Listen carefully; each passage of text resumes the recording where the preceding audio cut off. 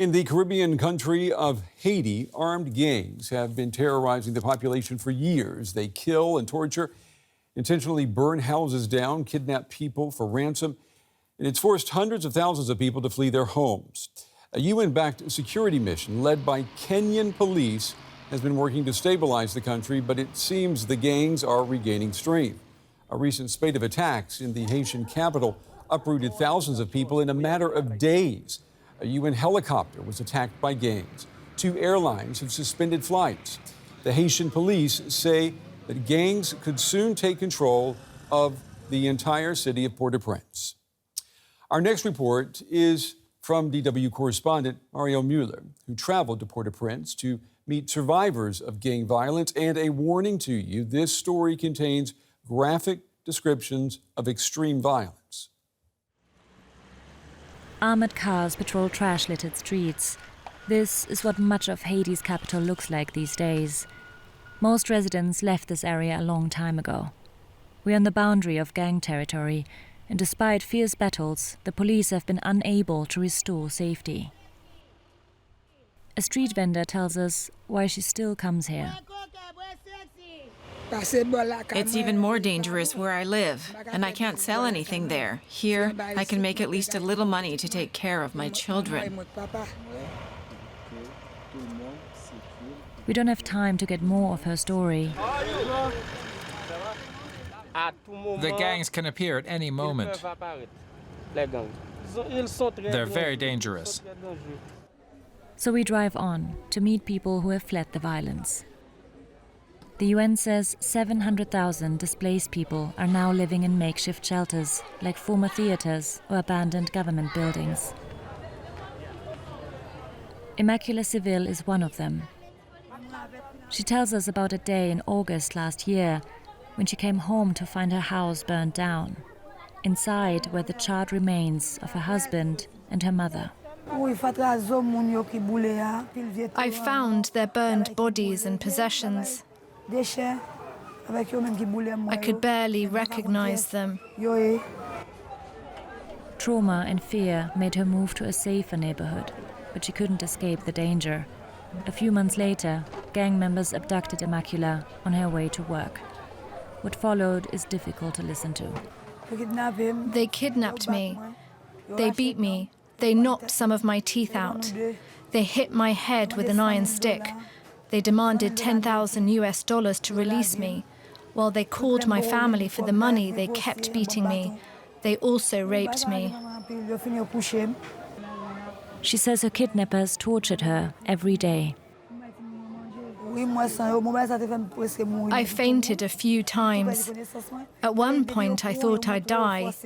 When they kidnap you, they show you where they're going to put you.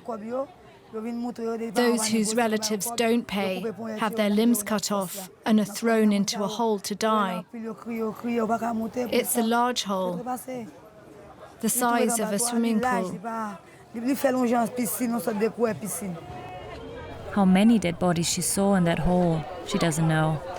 But she remembers that some had their legs chopped off, some their arms. She also saw people being burned alive. Her family begged her kidnappers not to kill her. And after 1.5 months, they were able to raise and pay part of the requested ransom. After receiving the money, the kidnappers threw Immaculée onto the street. Her family found her weak in a pile of garbage. She still feels pain in her body and can't forget what she saw. I don't have hope anymore. I always see dead people in the streets. It affects me a lot. I would like to live in a peaceful place. Immaculée says she survived hell and would leave Haiti immediately if she could afford it. Just a few kilometers from here, entire neighborhoods are still controlled by gangs, like the one that kidnapped her. Diego Da Rin is a Haiti analyst with the International Crisis Group. He's based in Mexico. Diego, it's good to have you with us. The security mission led by Kenyan Police, has it been a complete failure? Well, it hasn't played out as it was expected. The mission was authorized by the Security Council about a year ago, and it was expected that at this point the mission would have around 2,500 police officers trying to support the police to regain the upper hand against the gangs. But there has been many things that have been hampering the right deployment of the officers. Right now, there are only around 400 police officers in Port-au-Prince from the security mission.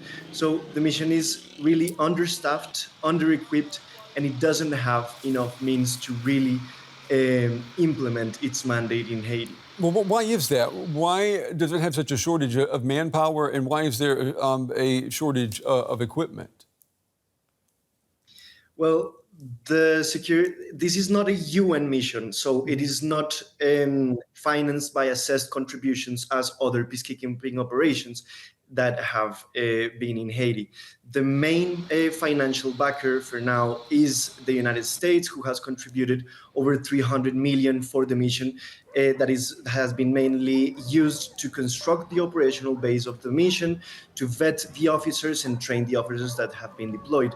But other countries haven't stepped up, despite many calls, for example, at the recent General Assembly high-level meetings in New York, to try to rally support to have more funds for this mission. Because really, and this has been said by the UN Secretary General, comparing the funds that are needed for this mission with the money that has been granted to other security crises around the world, it is not a huge amount of money. Okay, well, so it is really.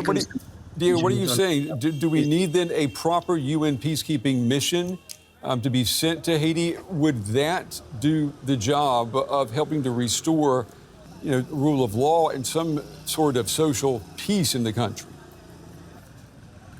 Well, the local security forces in Haiti clearly need a backing of an international force, a strong international force, to retake huge swaths of the territory in the capital and other regions of the country that have been that are now controlled by gangs, that have been spreading greatly over recent years.